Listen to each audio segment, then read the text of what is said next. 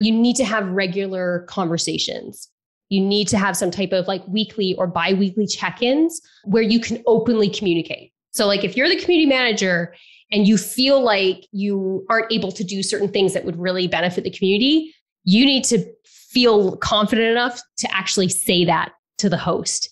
And the host, vice versa, being open to, getting that feedback.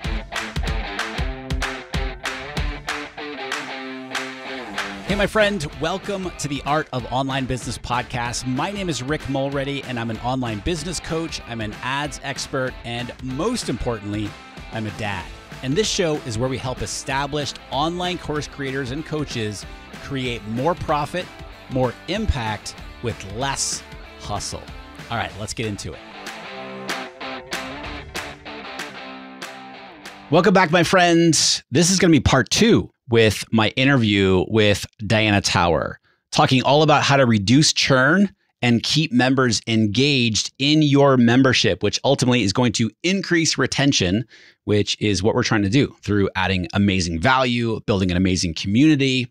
We're talking all about that here today in part 2 with Diana Tower. Now, if you've not yet heard part 1 from last week, highly recommend that you stop right now, listen to part 1 first, because today will make a whole lot more sense if you listen to part 1 first, right? And also be kind of weird if you just kind of pick up in the middle of the conversation here today in part 2.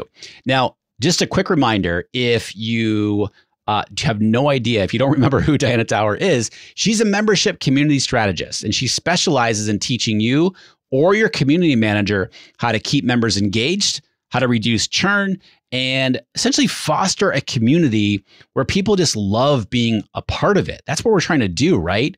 That's what we're trying to create in our membership. Well, Diana is an expert in exactly helping you do that. She's also the former community manager for Ramit Sethi before creating a business for herself, helping people like me, like you, around the world create better memberships, create better experiences for people. And today is part 2 with Diana. Now, before we go hang out with her, if you're an established online course creator, maybe you've got a membership, or you're an online coach and you're looking to increase your profit, have a bigger impact in your business, all the while with less hustle, then I want to invite you to apply to our accelerator coaching program. What I mean by established is you're already doing at least $100K a year in your online business, and you're looking to scale. You're looking to have a bigger impact. You're looking to increase your revenue, but you're also looking to increase profit, right? That's what it's all about. All the while with less hustle, working fewer hours. Well, that's exactly what we help our accelerator coaching members do every single day. If you're interested in learning more and applying, it's application only. Go to rickmulready.com/accelerator. All right, my friends, without further ado, let's go hang back out again with Diana Tower. So you said that you're not a numbers person, but so many people are, Yes. right? And of course, I talk about that as well, like churn rates and all that stuff. Yeah. So everything that you're talking about can increase retention because people are feeling heard. They're feeling safe. They get to chat with their other like-minded peers, et cetera, et cetera. So I want to get your thought on like the whole concept of churn and what everything you're talking about here today and how that affects churn and everything else. Yeah. So what I would say is I'm definitely not a numbers person, but like I am secretly, I guess, like underneath it, because obviously that's what people care about. They care about the bottom line. How is this going to increase retention, reduce churn? Like that's essentially, as a community manager, if you are in that role, you have to prove that what you're doing is worth paying for. And so having the numbers that you can track can make that a little bit easier. So I mean, for example, like with Facebook, the easiest thing that you can do is set up a spreadsheet and track things, for example, like comments, reactions, number of posts that don't include you or your team, right? So number of member posts. And then you also, something that I actually learned from Digital Marketer. So they have the activity score. And so, of course, the actual calculation is going completely blank from my mind. But what you do is you take those numbers and you can create a formula in your spreadsheet, and it will tell you the activity score that you have. And I believe it's like 1 to 5. And so by doing that, if you're tracking on a monthly basis, imagine you plug in your numbers for month 1 and you've got, say, a 3. And then you plug in the next month it's 3. Next month it's 3.5. It's 4. Suddenly it's 2.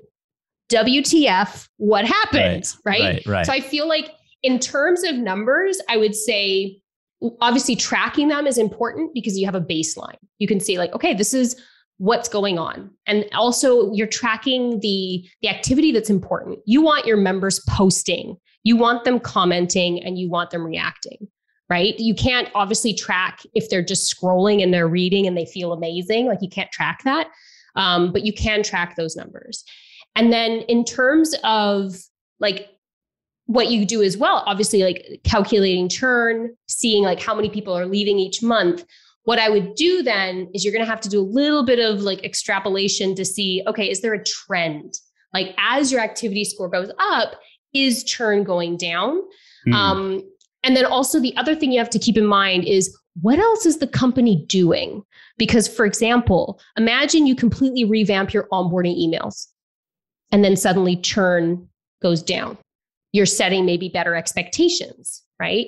Or maybe you revamp your sales page and then churn goes up, right? So I think that is actually a really good point that I'm now realizing right here. This is actually really good. So you've got this baseline and you're keeping track of what other departments of or other areas of your business are doing. So you can see what's happening in terms of your sort of your heartbeat of your community. So if you've got your activity score is chugging along at say a 4 and it suddenly spikes, you can say, whoa, what did we do in this last month? Was there anything different within the community, obviously, but then also different areas? Did we do a different promotion? Is this like a different type of member, right? So maybe you do like an Instagram promotion versus say like a webinar. Yep. These types of members tend to stay longer and vice versa. So I feel like it's more I don't want to say it's a stretch, but it's like you've got this baseline of numbers to help you have some hypothesis, have some room to really explore.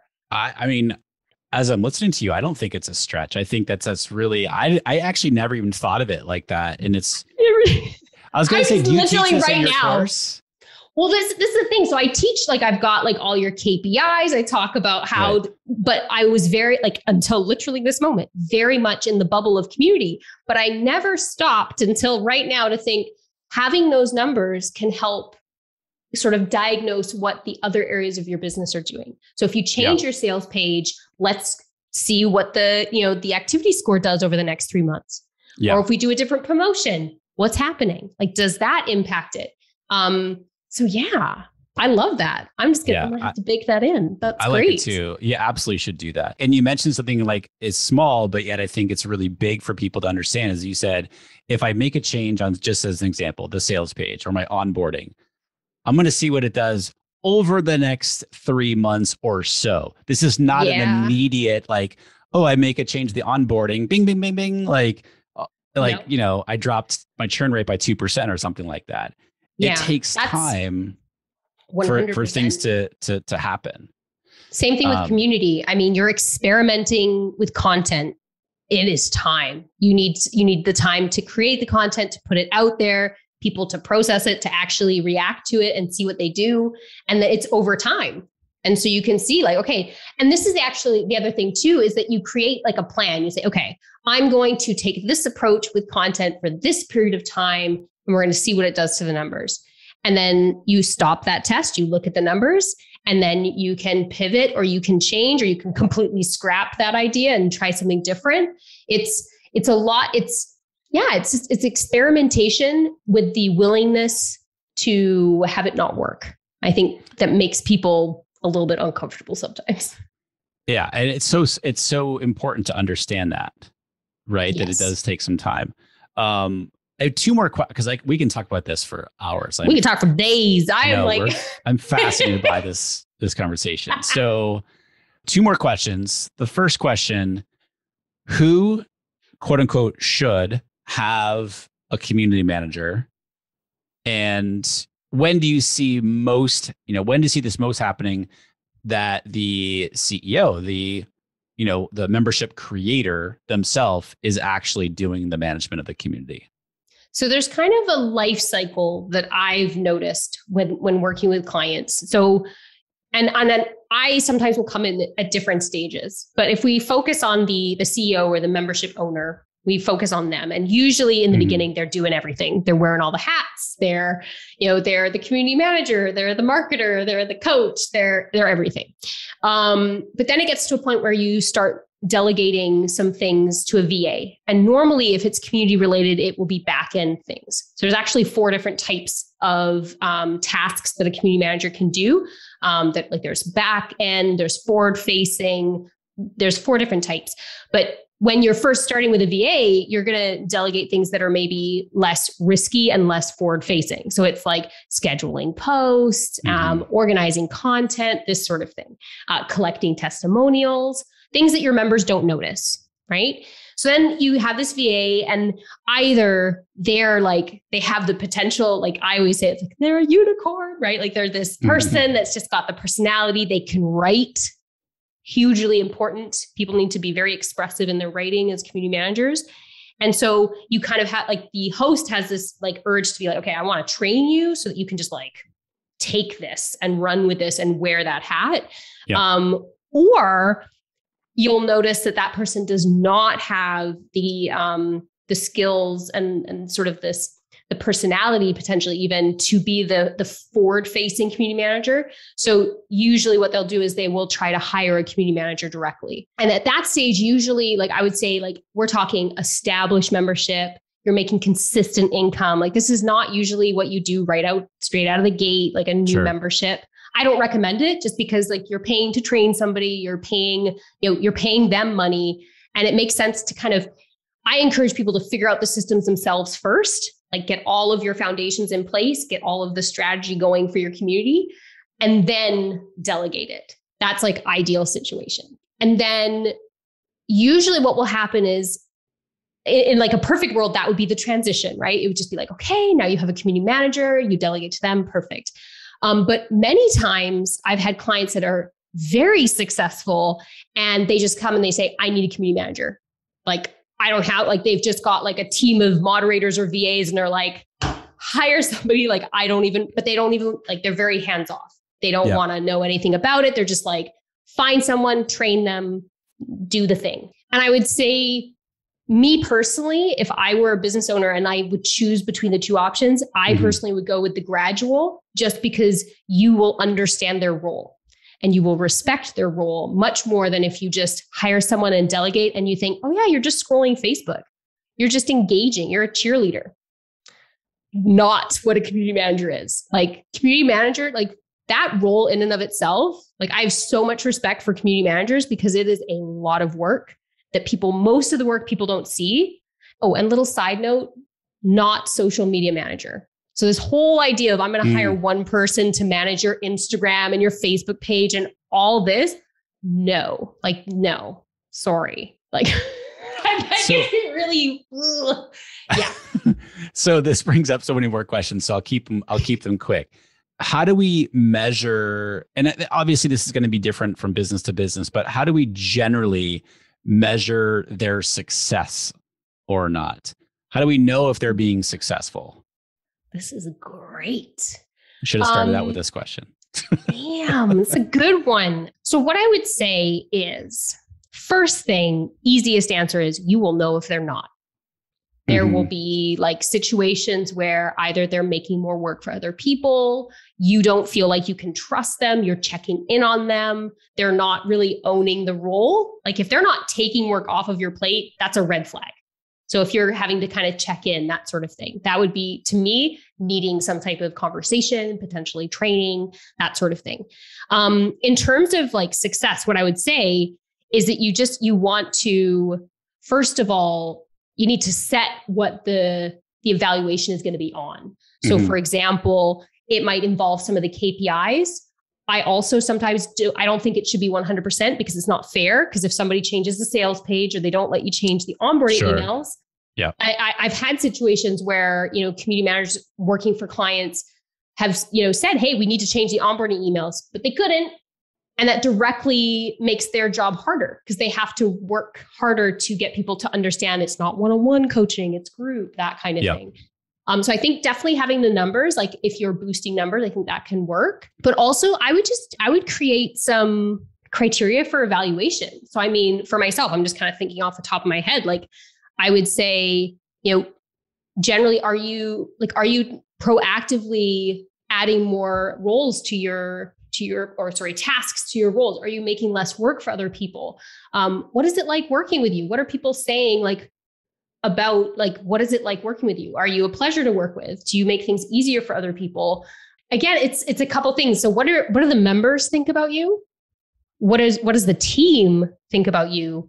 And what do you as the CEO think about you? So like when, for example, imagine you're the CEO and I'm the community manager. When you think of me, are you like, or if you get an email from me, are you like, oh gosh, Diana, like dropping your shoulders, like, oh God, what does she want now? It's another question. Or is it like, cool, like what's up from Diana?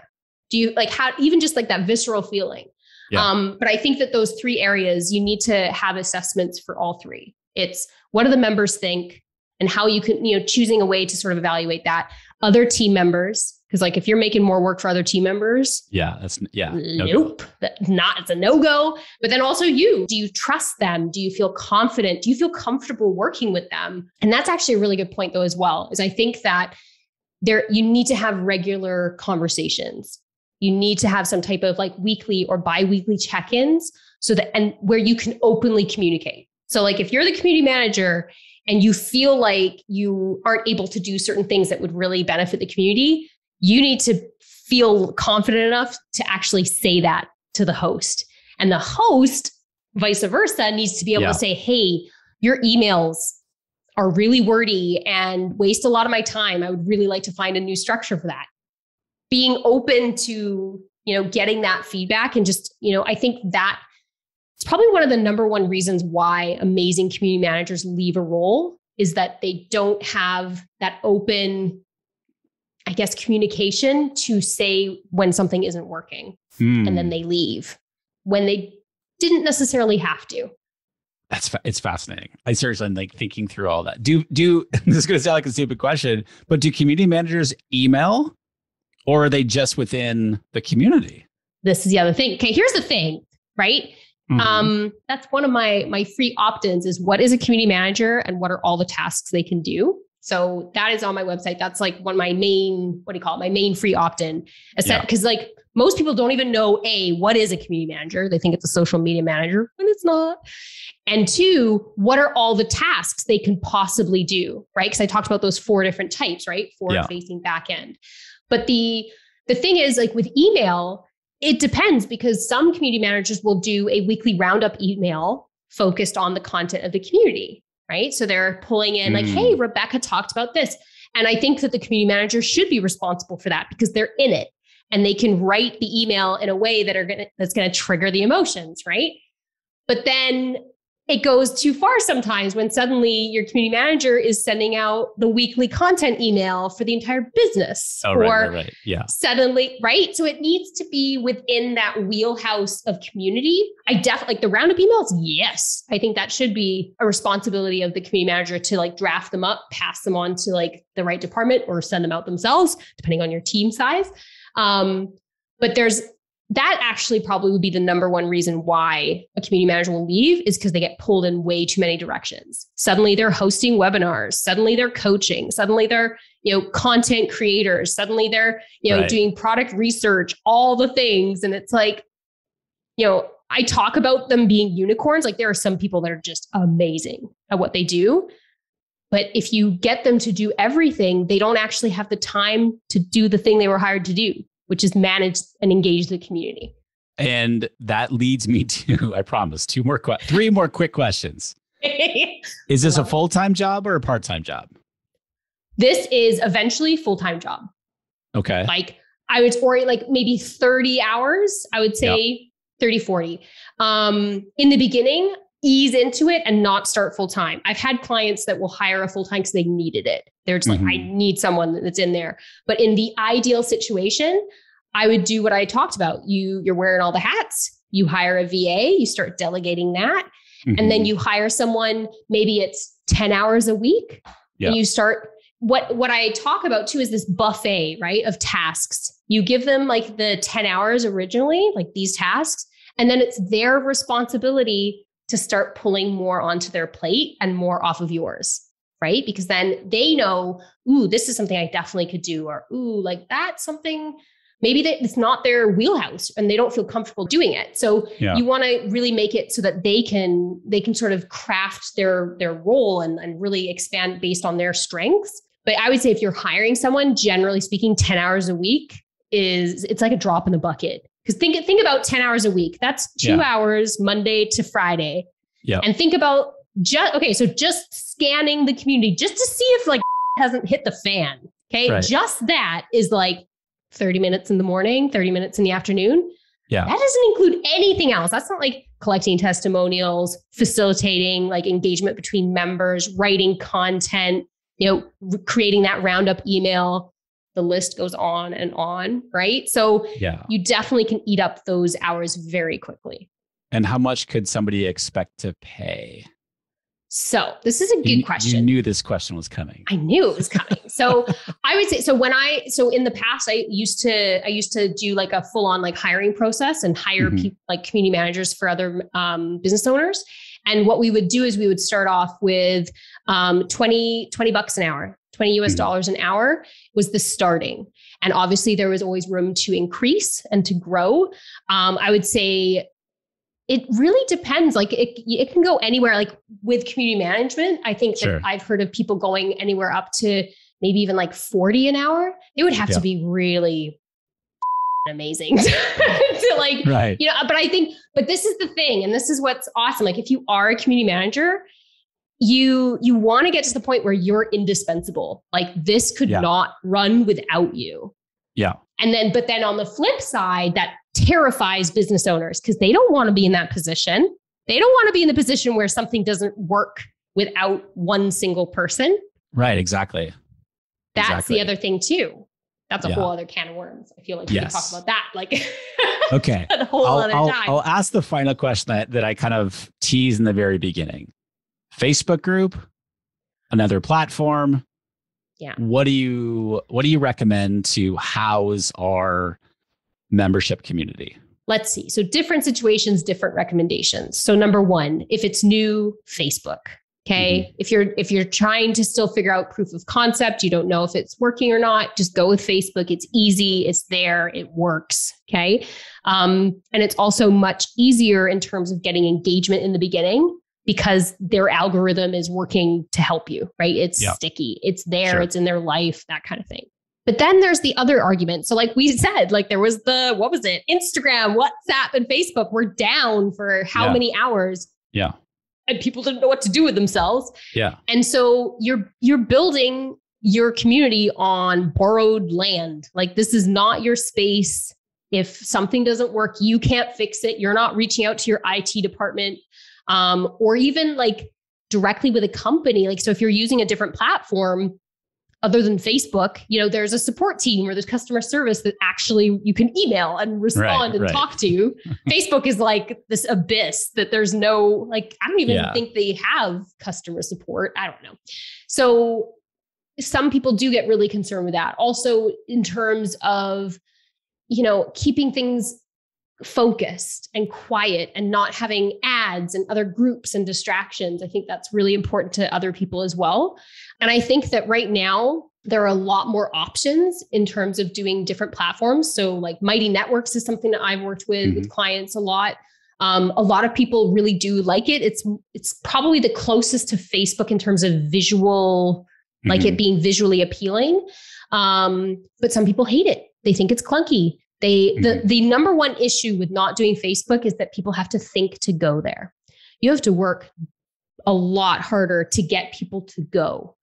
So it's not in their life. It's something separate. It's like, oh yeah, I need to go into the community and use that. So I think that's like the biggest argument about not using Facebook. But ultimately, I think it's kind of just, it's a personal decision, like for you and your business. If you value like having your own space and not having it on somebody else's, property, then like build it on a different platform. Just know the reality that it's going to be harder to engage.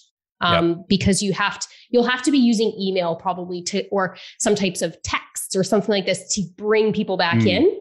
So just knowing that reality, it's definitely possible. A lot of people are doing it. I think there's more options now too, like Circle. I've not used it, but it looks just like Facebook, but it's not Facebook. So there's definitely options. But on the flip side, a lot of people are using Facebook.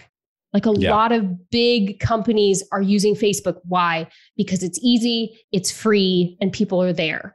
And so I think that there's been a fluctuation, like people like, we're going off Facebook, and people will kind of go away and then they come back. And so I would say, I don't think there's a right or wrong answer. I think it just mostly depends on you as a company and a business owner. If you hate Facebook, you're not going to want to go in there and manage that.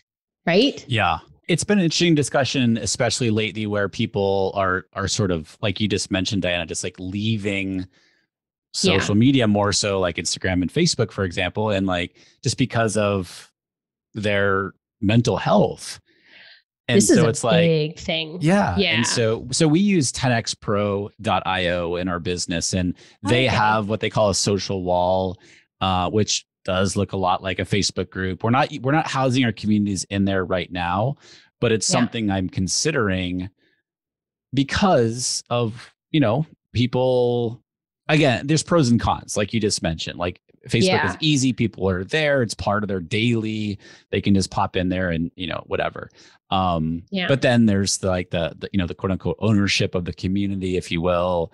And then like, do people enjoy going into, you know what I mean? It's a lot. Like that's a whole other topic in and of itself. Yeah. Platform choice. I think that's a really big I wish that there was just like one answer. I could say 100% like do this and like blanket statement. But it does really depend like so much on your business. I think a lot with values. But then also your members, like if your members aren't on social media, you're not going to want to have them on Facebook. Though I will say that in some cases, a lot of people will complain and say they don't want to be on Facebook, but they're there and they come to the group and they engage. And like I've had some situations where they'll switch to a different platform and then it's incredibly quiet. And then they end up switching back to Facebook. So it's one of those things. And I think the main thing to keep in mind, no matter what you do, no matter what platform you choose, you will not be able to make everyone happy. You might lose some members, and that's okay. You just focus on, well, these are our ideal members and these are the people that we really want to bring in. And if this doesn't work for you, so if it's a platform change, if it's you're taking away coaching or you're switching something up, this is what we're doing moving forward. And if that doesn't work for you, that's totally fine. And they'll leave and it's totally okay. Yeah. So good. So oh my God, good. We could talk forever. I know. Seriously. All right. I think this is going to be a two-parter. Honestly, seriously, because I think that there's so I don't want to overwhelm people in one fellow, because there's so much in here. This has happened before when I spoke with, this is a good thing. What was it with James Scramco from Super Fast Business? Yeah. Yep. We did 2. And then I think I did 3 with, what was it? I came back because we were like, we got to talk about more stuff. But I think this is the thing too, that I feel like with community management, it's like this string. You think it's so simple, manage a community, and you start pulling that thread out and you're like, oh wait, onboarding and emails and boundaries and emotions. And it can feel overwhelming. But yeah, that's why I try to bring it into a space where it's like, actually, it's just 6 things, 6 keys, and you nail those keys, and then you just keep making it better. You've humanized it. And the humanization, if that's a word, it is now, affects the numbers. Right? Like if our retention isn't good, we don't have a membership anymore. Right? So, so good. I know a lot of my listeners are going to want to reach out to you. now. They're going to want your PDF download. We'll link everything up in the show notes, but what are the best places that people can connect with you? Well, I would say the best place to connect is my website. Now, just take it with a grain of salt. I'm doing a rebrand. It has not done yet. So this I built myself. Be gentle. So it's just my name, dianatower.com. And so on the homepage at the bottom, there is the opt-in to grab the what is a community manager? And there's actually 13 questions that you can ask someone if you're interviewing them, like to actually figure out, like, is this a good fit? Nice. So if you want to snap that up, go grab it there. I'm also on Instagram a little bit. I just kind of mess around, like bagels with lots of seasonings and stuff like that. But it's _Diana Tower on Instagram. I'm also on Facebook, but I don't really use the page that much. I'm very much like serving people. I have not gotten into the whole, putting myself out there. That's what's happening this year. But I would say the best place is just sign up for email and shoot me a message. Yeah, that's probably the best way to get in touch. And purchase your pre-recorded video This is the thing. If you sign up and get the, what is a community manager opt-in, or you just sign up to my email, you will be part of the people that will get first dibs on that pre-recorded program. Well, I'm not just telling you this. As soon as we're done, I'm going to go download it. And I want you to send me that link to purchase because I want to buy it for my team. So this is the thing. It's the first program that people will buy and not take. They'll just delegate it to their team. Yeah. It's like guilt-free, right? Yeah, so, exactly. There you go. Cool. Awesome. I'll link everything up on the show notes on how to connect with Diana, but absolutely, you can see that she is a wealth of knowledge. She's an expert in this stuff. So good. Diana, thank you so much for taking this time to come chat with us twice. I super appreciate it. Yes. Thank you so much for having me, Rick. It was awesome.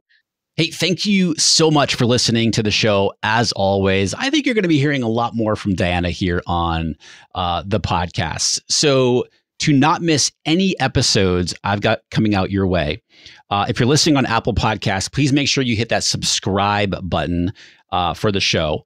Also, I'd be forever indebted if you left a quick rating and review for the show there on Apple Podcasts. If you're listening to the show on like Stitcher or Spotify, click that subscribe, click that follow button for the show so you don't miss any episodes I've got coming your way. I've got awesome episodes coming your way here in 2022. So again, thank you as always for tuning in today. Super appreciate you. Until next time, my friend, be well, and I'll talk to you soon.